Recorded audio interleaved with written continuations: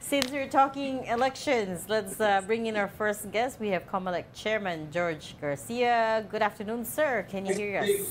Good afternoon sa inyo pong lahat. Good afternoon po sa mga televiewers Hi, natin. sir. Magandang hapon. Hi, Chairman. Thank you for joining us. Abok, start it off na lang. Overseas voting, Yes, sir. Yung Yes, sir. usapan ni... There were complaints coming from those who engaged in the overseas voting earlier. I understand the COMELEC is saying na it's actually a security feature to prevent vote buying or vote selling. Can you explain to us basically what it is? Kasi the complaint basically was binigyan sila ng QR code after voting overseas. They were given a QR code. They scanned the QR code to check whether their votes came in at iba lang mga pangalan supposedly lumabas. Could you tell us, sir, how it works? Una po, yung pag bumoboto kayo, mamimili kayo ng 12 senador kung 12 gusto niyo iboto.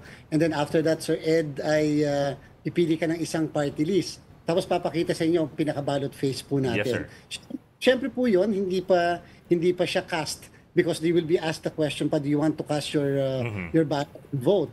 So, yun, hindi pa magiging basis ng vote buying yun. Kasi siyempre, pwede mo pang mabago anytime hindi pa na-cast. Pag na-cast na po siya, siyempre po, mawawala na yung listahan na yun, yung pinakabalotang yan, at makikita mo na lang po yung QR code. Opo. Yung QR pagka po pinindot nyo po, ang lalabas po dyan, Sir Ed at Ma'am Amit, Sir Roland, at ang lalabas po dyan ay may makikita po kayo script, parang naka-ano po siya, naka-encrypted yung mismo. At yung pong encryption na yun, lahat ng candidates yun for the Senator 66, kasama na rin po ang 155 na party list. So, encrypted po yun. So, yung mga nakikita ng iba, for example, yung party list na pangalan ganito, tapos sabi nila, hindi naman yan ang binoto ko. Tapos may nakita na naman silang pangalawang pangalan ng party list, hindi yan ang binoto ko. Tapos may nakita sila ng pangalan ng kandidato for Senator. Ganun po talaga yung kasi po encrypted. Hindi po nila makikita doon mismo na yung binoto nila sapagkat at hindi rin pwede nila ma-print. Sapagkat kung pwede po ma-print at pwede maipakita pala kung sino yung mga binoto nila, wala pong kaibahan yon doon sa mga resibo natin na pinibigay ng makina kapag po bumoboto tayo sa araw na eleksyon na pwede pala natin ilabas o pwede pala natin picturean para po paglabas natin, mapapakita natin doon sa bibili ng boto, ito po yung binoto ko, iyan po yung aking binoto. Samantalang kung pinakita mo ay yung lamang pinaka-ballot face prior to the casting of the votes, hindi rin po yung kakagatin ng bibili ng boto kasi sasabihin, binago mo naman yan pagkatapos mo maipadala sa akin yan Iba talaga yung nakast mo. So, yan po ay protection. Protection din po yan sa any intervention, interference, and at the same time, protection against vote buying. Ang total naman po, after the voting, during the counting, which is May 12 din sa ating Pilipinas, pwede po yung i-decrypt ng mga embahada natin at konsulado, authorized po sila. And doon po sa random manual audit, makikita rin po kung parehas ang lahat ng mga encrypted na results po na yan. Sir, you're saying balik. Pero COMELEC Chair, di ba, basic right yan ng mga botante na makita nila yung kanilang boto bago makas. Kung yung ibang mga boboto dito ay nagagawa nila yon, bakit yung iba hindi? Di ba yun ang concern nila? Ikalawa, yung argument na ito ay to prevent vote buying, baka mas ma-insulto pa yung ating overseas mga members dahil ang tingin nila sila yung pinaka-least na vulnerable sa vote buying, no? At para sa kanila mas fundamental yung right na makita nila kung ano yung iboboto nila, dahil kung yan ay sabi nyo nga makikita yan after election, alam naman nila na baliwala na yun Marami sa mga OFW natin hindi na pupunta sa embahada para i-check yung boto nila. At kung sakaling may problema, mahabang proseso pa yung reklamo na yun So, parang yun ang concern nila na una, ba't sila yung pagbibintangan ng vote buying? Sila yung pinaka-least vulnerable sa vote buying. At ikalawa, mas basic sa kanila yung right na makita yung boto nila dahil nga in the past ay rampant din yung pagmamanipulate ng boto. Kaya sana matanggal yun sa pamamagitan na makikita nila yung ibinoto nila ngayon habang bumoboto sila. Sir Ronald, nakikita po, yun nga po yung sinabi ko kanina, kita po yung kanilang pong binoto, mapapakita po yung mismong na pinili nilang 12 at yung mismong party list. Kita po yun. Kita just before you cast. Opo, pagkatapos po makast na, yun na po yung makikita po nila encrypted na.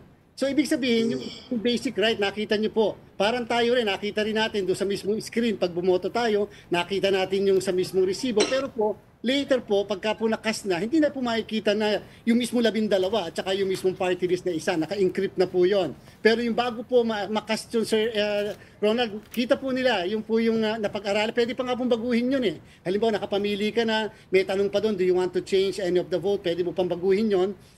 Kasi nga po, nakita nyo, parang yung 12 na pili ko o yung 10 lang, dapat gawin ko na lang na 11 o yung 11 gawin ko na, sige nga, gawin ko 12. Pwede pa po nilang baguhin yon anytime. Kaya po nakikita po nila, Sir Ronald, yung mismong... pero di ba, Chair, halimbawa dito, boboto tayo, pagka bago natin ihulog yung resibo, makikita natin talaga kung sino yung binoto natin. Sa kanila, walang ganon. Diba sa kanila wala nang ganon? Wala na po yung ganon. Yun yung kanila nirereklamo. Pero problema po doon natin doon, Sir Ronald, pagka po yun ay after makas na, tapos may opportunity sila na kanila pong ma-print o mapakita o mapicturan, ay nakas na po yun, Sir Ronald, and therefore, yun na po yung pwedeng maipakita sa kahit na kanino, yung mismo nakas po nila na yun. And therefore, yung po yung kaibahan, yung pinakita sa kanila, pwede nilang baguhin bago i-cast, at pagkatapos nung ma-cast na yung mismong boto, at pagkatapos ang makikita nila na yung mismong encrypted na boto. Yung po yung kaibahan lang sa dalawa. Dito po sa atin, tama pa kayo, pagka tayo boboto sa mismong presinto, lalabas yung resibo mo, ipapakita sa screen yung mismong, yung lang po yung kaibahan talaga noon. Pero again, nakita po nila, Sir Ronald, yung mismong listahan na may opportunity silang baguhin pa, whatever. Bago po nila i-cash yung boto po nila. Sir, I understand Comrec's concern na na hindi magamit ang resibo for vote buying and vote selling. I mean, that's always been a rule naman na avoid any chance na magkaroon ng vote buying na may resibo ka. Ang question ko lang, sir, is this kasi 'di ba ang ilalabas bali niyan is parang as you said, if I understand correctly, a scrambled list of candidates, parang naka-scramble. Ako lang po, from the point of view of the voter, not the point of view of logic, the point of view of the voter, you get a list of names na hindi mo binoto. I know it's a scrambled list. Given naman po yun lalabas sa kanila yung mga pangalan na hindi naman nila kaano-ano, hindi na binoto. It might give rise to more suspicion and cast more doubts on the results of the elections. I know what you mean na you don't want to give anybody any reason to show na nabibiling boto. Pero at the same time, baka naman it also gives rise to more mistrust over the election results. Baka lang po instead of giving out a scrambled list of of candidates, baka mas maiging wala na lang. Well, alam niyo po, Sir Ed, nakikita ko po yung concern niya. Talaga pong, yan po ay properly explained sa ating pong mga post, sa ating embahada at konsulada, sapagkat sila po talaga ang naging frontliners namin sa voters education. Base po sa ating batas, sa ating overseas voting law, ang DFA po kasi ang in charge sa mga voters ed. Ayaw po natin, wala na pong sisihan sa ganung bagay, pero properly explain po talaga yan yung bagay na yan. And therefore, siguro nga po kung meron na pagkukulang na lang doon sa pagpapaliwanag sa bagay na yan, kami na lang po, i-take na namin yan as our responsibility. Total naman po, Sir Ed, ito ay mga pagsisimula ng pagboto. We still have until May 12 for them to be able to cast their votes. And again, meron po tayong 77 posts sa 93 posts in voting, at meron po tayong 16 na post naman sa abroad na hindi po internet voting, kung hindi po nagpadala pa rin tayo ng machine. May mga bumoto na rin po tayo mga kababayan po doon sapagkat hindi po pinapagamit, for example, ng China at ng Russia ang kanila pong mga internet services. But again, ayan po, kasama na po talaga ngayon sa voters education pa namin ngayon at yung sa ating mga embahada at konsulada na sana nga maipaliwanag na maayos sa mga kababayan po natin. Right. Sir, Chairman, speaking of vote buying, may nabanggit kayo na iniimbestigahan yung senator, ha? Yun lang natatandaan ko kasi yun yung medyo prominent yung medyo mataas yung posisyon na hinahabol, Kumusta yung investigasyon nyo? Senatorial candidate under investigation. Ito po, Ma'am Ami, ay ang aming Committee on Contrabigay ang nag-iimbestiga na. Doon po sa mga nauna pa ng mga local candidates nakapag-issue na po ng show cause orders at again, hinihintay na lang namin yung explanation nila within a period of 5 days. Doon naman po sa senatorial candidate, I think any moment from now, they will be issuing also the show cause order as against that particular candidate. Total naman po ang show cause order just for them to be able to explain. Part ng due process, in fact, start pa lang talaga ng due process yan. Hindi naman sinasabi may formal na case na. So later on po, we are going to reveal who this particular candidate is. And meron din po kasi mga party list na iniimbestigahan na ang aming pong Committee on Contrabigay. Sa kasalukuyan, meron na po kaming 93 national and local candidates subject of the investigation. And hopefully, later on, there will be a formal petition for disqualification to be filed against these particular candidates. Will you Ano make pong that exactly public? nature nung vote buying nung senatorial candidate? Ano yung ginawa niya? Alam niyo po kasi kahit po hindi naman talaga yung directly nagbigay, pero nagkaroon ka ng, for example, abuse of state resources, although covered dyan ng ibang provision of the Omnibus Election Code. Pero kung abuse of state resources, tantamount to vote buying also, then yung po magka-classify din po siya doon sa election offense na yon. Yes, Sir Ronald po, we are going to put that public. Sabi nga po natin, we are making public naman po everything from those who are discriminating, from those who are using yung mga text blast machines, from those who are committing yung mga abuse of state resources o yung paggamit ng private resources, and everything we are making them public po. So para naman po ang hindi para ipahiya sila. Pero gusto po namin sabihin, wala naman po tayong papanigan and we are going to reveal everything to the public. Sir, did I understand correctly? Kailan niyo po ilalabas yung names ng Itong mga inimbestigahan po. under suspicion of vote Lalo buying? na yung senator, yung senator. Candidate. Once na po yung show cause order, nilalabas po natin yung mga pangalan katulad po kanina sa ating pong briefing, sa press briefing dito, may mga nilabas po kaming pangalan, especially, for example, doon sa issue ng discrimination dyan sa Pasay City. Nilalabas po tayo names. Kaya lang po, mas magandang ilabas po yung names after ma-issue yung show cause order. Para hindi sabihin, pinangunahan muna ng minidya muna bago kami. Magbibigyan pa sila ng dahilan para lamang po makaiwas doon sa responsibility. So sir, when can we expect it to be specific? Lalo na po yung sa senatorial candidate. We understand gusto niyo pong bagyan na muna ng show cause order, but when should we expect the details? Ano po, after Holy Week po, i-expect po natin yan. Ayaw ko po i-put pressure doon sa committee headed by Commissioner Ernesto Maceda. Siya rin naman po ang nag-reveal nung sinasabi na name na yan, although hindi niya officially pang binanggit. And then, expect niyo po that it will be revealed the soonest possible time. And then, yung action naman po namin doon sa mga iba na issue ng show cause order, like for example, today, we already made an initial action, especially, for example, the one in Pasig. There was already a case filed against him for disqualification, and we're hoping to be able to resolve the same before the end of before the start of the voting, which is May 12. Sana ma-decision na po namin kaagad. Opo. Sir, if you're referring to the Attorney Christian Sia case, as I understand it, nag-reply na po siya, no? And he said the COMELEC essentially, in a nutshell, he said na parang COMELEC has no jurisdiction over it. Tama po ba? I forgot the exact legal term, pero infirmatory ba yun? Yung sinabi niya? Jurisdiction, and at the same time, it's a violation of the freedom of expression.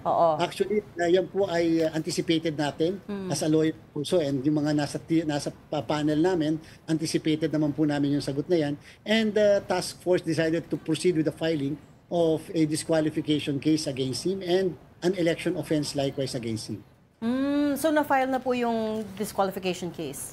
Yes, Thank you. Na lang po, and it will have to be raffled immediately to a division, and then the division will be issuing a summon for him to officially answer iba pa po yung answer niya nung una sa show order, is to be able to file officially an answer, formally an answer doon sa formal case na na-file sa kanya, and then you expect a decision immediately after from the COMELEC division. Of course, whatever the decision of the COMELEC division is subject to a motion for reconsideration to the Commission and Bank.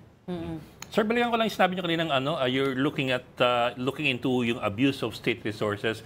Can you qualify that for us? When is it abuse of state resources, especially if the candidate running is an incumbent? For example, si mayor, si senador, or so and so and Marami yan. can he or she use his office equipment provided for by the government, paid for by the government, as well as his office vehicles provided by the government, paid for the Staff. government, and so on down the line? Kailan siya magiging bawal? Kailan siya pwede pa rin? Decide ko na lang po, Sir Ed, yung pinaka-latest decision ng Supreme Court of which the COMELEC was affirmed by the Honorable Supreme Court. Isang governor dyan sa may bandang Region 3 at pagkatapos ginamit niya yung printing press ng mismong Kapitolyo to print the campaign materials po niya.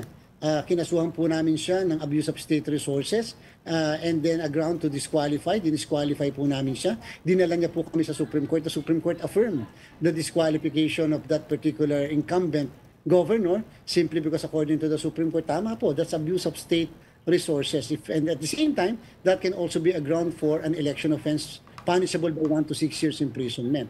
Yung po dyan sa Quezon City na iniimbestigahan, yung paggamit ng mga vehicles, halimbawa, ng barangay. Tama po, ang barangay officials can campaign, can support a candidate because the final analysis, sabi ng Supreme Court, sa kaso po ng Sabili versus Comelec, they are political after the election. Political lang daw sila pagka-election ng barangay. So kahit sila ay political na after the election, but still, they cannot choose the resources of the barangay to support a candidate. Yung paggamit ng mga sasakyan po nila, kahit ng mga paggamit ng mga ambulansyang hindi naman dapat ginagamit sa kampanyahan, yan po ay abuse of state resources. So meaning to say, you are using your power, your position, just to use not only the money but the resources of the government para lang to influence voters and to promote your own candidacy. Pero sir, for example, kung senador ka, kung incumbent senator ka running for re-election, example lang, how do we know if a senator or congressman is using his office's funds to travel around the country to campaign for re-election? Hypothetical lang yun. Pero yung ganun, that's kind of hard to figure. Makita yun. Opo, pwede rin natin makita yun. Especially, di ba po, pinapublish lagi ng Commission on Audit, yun naman pong expenditure nila when it comes to transportation. Kalimita po, regular yung pagbagastos Bakit pagdating na lang ng campaign period, biglang tumaas yung paggastos na ganyan? O yung pong pagdidistribute po ng AIX, ng MAIF, tupad, o ng AKAP. Yan po, bantayan po namin talaga sa kasalukuyan. Ang dami na po namin na-receive na reports na siyempre present during the distribution ng mga ayuda na yan. Of course, absolutely prohibited 10 days before the election. But during ngayon, may mga ganyan na po mga reports sa atin at yan po yung aming tinitingnan sa kasalukuyan. Bawal ba yun at this point? Pwede po Pwede nyo silang pagbawalan? Pwede po mag-distribute, Ma'am Ami. Basta ang social worker ang magdi-distribute kasi yun naman po ang nakalagay sa guidelines. Pero kung present ang politiko tapos galing pa sa kanila, galing sa kanila ang listahan, pagka hindi sa kanila galing, hindi tatanggapin, ay ibang usapan po yun. Dahil ibig sabihin lang, violate na nila yung guidelines nila, violate pa nila yung condition namin, ginagamit pa nila yung state resources, and therefore, that's also criminal, that's a ground to disqualify, and that's also a ground on the part of the Commission to cancel the exemption initially issued. Pwede pa sila mag-posing sa ngayon. Halimbawa, nandun sa gym, pupunta doon yung Hindi po pwede. hindi rin pwede. Hindi na po. Simula po ng March 18, okay. bawal na po na naandyan ang politiko, bawal magpo-posing. Kahit nga po yung staff lang nila o kahit po yung kamag-anak nila, bawal po doon. Because otherwise, parang sinabi po natin, pwede naman parang indirect na presence. Whether direct or indirect, they cannot be there. In the final analysis, pwede naman po ma-distribute ang mga ayuda nang hindi sila present.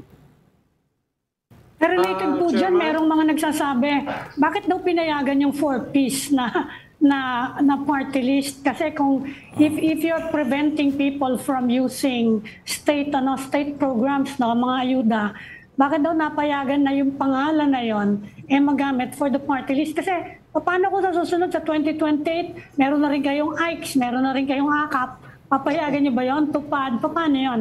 Meron nga GSIS, SSS, AMI Tama po. Pero ba? May mga na-accredit po bago tayo sa present leadership natin. Ito po yung, tingnan niyo po, at pangakong ito ay sure na sure ako. Wala na po ma-accredit sa susunod na mga party list na ganyan yung mga pangalan. Iiwasan na po kahit pangalan ng mismo mga nasa nasa telebisyon, yung mga telenovela, etc. Hindi na po namin papayagan yan. Kahit yung mga pangalan ng mga binibigay natin na government assistance para hindi akalain ng mga kababayan natin na yun yung mismong Yes. na yan yung tumatakbo po. At kung may mga nangyari po in the past, of course, dahil na-accredit na po, hindi namin pwede po kasing habulin kasi mayroon na silang rights na pumasok and therefore, hindi namin sila pwede habulin na palitan nyo yung mga pangalan na yan. Dahil na-accredit sila sa mga pangalan at iba po dyan, nakatakbo na ng mga nakaraang elections pa at nakakuha rin ng punong boto. So, from henceforth, wala na po kami papayagan na ganyan. You can... Pero Chair, paano na-accredit yung mga yan? May precedent case yan. Yung dati, yung kay Richard Gomez, yung MAD. So, opo. may precedent siya. So, paano siya na-accredit? Paano na-accredit yung mga ganyan pangalan ng mga government projects? Yung pong sa MAD po kasi, may direct evidence nun to prove na-prove na yung mismong MAD kasama yung mismong nominee ay umamin na tumatanggap sila ng financial support from the government. In this particular case, nung na-accredit sila, nung wala pa naman po tayo dito sa present leadership ng commission, nung na-accredit po sila, private po sila. Kaya lang, siyempre, a part of strategy, ang ginamit nila mga pangalan, yung mga sikat na mga pangalan na siyempre, mga and hindi po kasi sila nakapag-impose at that time ng strict prohibition sa paggamit ng mga pangalan na ganyan. So ngayon po, asahan niyo po sa susunod natin na pagpapa-accredit ng mga party list ay hindi na po sila makakagamit ng mga ganyang pangalan sa susunod na accreditation. And to think, we denied 200 applicants. Ito pong nakaraan, 42 lang po yung in-accredit ng present leadership, the lowest po yun sa kasaysayan na accreditation ng party list in all fairness po sa present leadership ng commission. Pero paano, Chair, kung accredited na? Test case po yan, sir. Sir, pwede po matest yan. Ayaw ko po muna sabihin kasi po baka biglang may mag-file ng kaso as against a particular party list and then questioning why the party list had used this name. Tingnan po natin kung ano magiging aksyon ng commission sa bagay na yan. Sir, kami lang ako, sir. Kami lang ng konti. I just came from BARM kasi. I want to ask you specifically about some unusual cases in BARM. Well, I don't know if it's unusual anymore kasi we saw this also in Taguig. Kung saan, for example, the husband is running for governor in one province, the wife is running for governor in a second province, the son is running for governor in a third province. Samantala yung kalaban nila, the husband is running for congressman in one province and the wife is running for governor in another province. So, layman's question lang, sir. Kasi a layman would probably think na hindi ba isang bahay lang kayo dapat nakatira? How does that work? Ganito po, Sir Ed. Sa lahat po ng position from president down to the last councilor, meron po laging requirement ng residency. Yes, sir. President para maging presidente ka, 10-year residency sa Pilipinas. Sa ordinary naman po, kahit konsehal, mayor, 1-year residency doon sa place kung saan ka tumatak. Ang problem po talaga is, sa mga nanonood po sa atin, when you say resident, ang sabi po ng Supreme Court, ang sa atin po sa political law, election law, ang ibig sabihin po niyan domicile. And what is a domicile? A domicile is a place where you always intend to return. And there are two kinds of domicile. Imelda Romualdez Marcos versus the COMELEC. A domicile can be a domicile of origin, kung saan ka pinanganak, lumaki, nag-aral, etc. Or it can be a domicile of choice. Ang domicile of origin is very difficult to change. However, if you can prove that you do not have any intention to return there anymore, and you now have the intention to remain in the new place, dahil dyan ka nag-asawa, dyan na yung mga anak mo, o dyan na yung pinagkakakitaan mo, dyan na yung hanap buhay, then this is your new domicile of choice. And therefore, pwedeng dito ka na, dito na yung iyong domicile, dito na yung residence mo. Kaya po pwede makaboto dito sa bagong lugar na ito. I-abandon mo yung previous domicile na yon. However, kahit po wala na kayong bahay doon sa former domicile, sabi ng Supreme Court, pwede pa rin po sa Asistio versus COMELEC, since alam na naandyan naman talaga kayo, pwedeng kayo pa rin ay taga dyan. A person, Sir Ed, can have several residences at the same time. But a person can only have one domicile. And Supreme Court, hindi naman porket nag-asawa ka, yung bahay ninyo ang domicile ninyo. That is your conjugal house, but it may not be your domicile. Just the same, kung taga Bicol ka, pero dito kayo nakatira sa Quezon City na ang inyong conjugal house or abode. pero ang iyong domicile pa rin ay doon pa rin sa Bicol. Pero sir, to have your residency spread across 3 provinces, isn't that unusual? Unusual po yan, yes, pero for legal purposes, kaya po, pwede pong gawin. Yung asawang babae, taga dito talaga sa isang probinsya na ito, kahit nag-asawa sila, tumira na sa dito sa probinsya ng kanyang asawa, hindi pa rin niya ina-abandon yung kanyang probinsya bilang domicile of origin niya. Yan po yung Imelda Romualdez Marcos, nagsimula sa Leyte, pumunta sa Ilocos, pumunta sa San Juan, pumunta dyan sa Menjola, pumunta sa Hawaii, bumalik sa Tacloban, sabi po ng Korte Suprema, Tacloban remains to be the domicile of origin of the petitioner. So dito naman po, yun naman pong asawa na lalaki na nanatili dito, yan po ang kanya talagang domicile from the very start. Alam niyo po yan, nangyari po yan sa Taguig na binabanggit po niyo. Yung anak naman nila, ay maaaring tama no, sa lumaki sa bahay kung saan nando si tatay, nando si nanay. Pero later on in his life, biglang pumunta na sa kabilang probinsya. At doon sa kabilang probinsyang yun naman, ay doon siya nag-establish sa kanyang sariling domicile. Sabi ng Korte Suprema, you need not own a property. Kahit nakikitira lang, kahit pandalian lang, pwedeng maging domicile yon. Kahit nga, kung sakali po, kung ang requirement po natin, dapat permanente ka doon, wala po sana tayong congressman. Dahil yung mga congressman natin, Monday to sa Thursday, more or less nasa Congress. Uuwi lang sila ng Biyernes doon sa mga probinsya nila. And therefore, babalik uli sila ng Lunes. So meaning to say, ang domicile pa rin dahil yung mga probinsya nila, yung mga distrito, pero ang kanila pong residents, other residents or residences nandito sa Metro Manila. Okay. Chairman, going back to campaign spending, pwedeng huling tanong.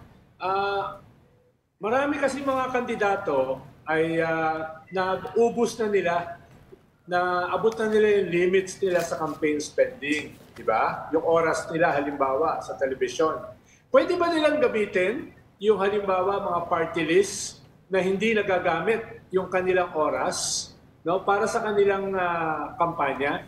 Halimbawa, party list 1, 2, 3 ay hindi nagagamit dahil walang pera. So, gagamitin ng isang senador yung kanyang 122 minutes ba yun na oras niya.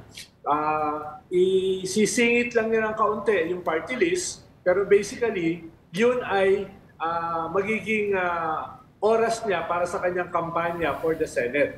Pwede ba yung ganyong klase mga lusot o mga palusot?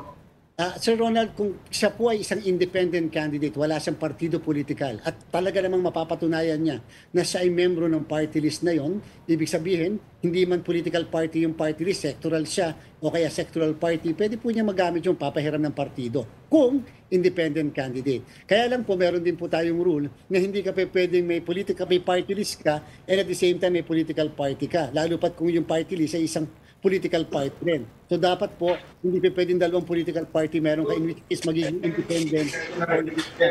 Dapat po, pwede mong gamitin, Sir Ronald, yung mismong time allocation, pati yung mismong spending limit ng mismong political party mo, pwedeng ipahiram sa iyo yon.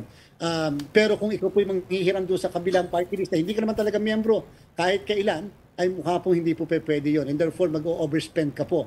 At i-charge pa rin po yan sa inyo. Again, inuulit ko, 3 piso per registered voter kapag po may partido politikal.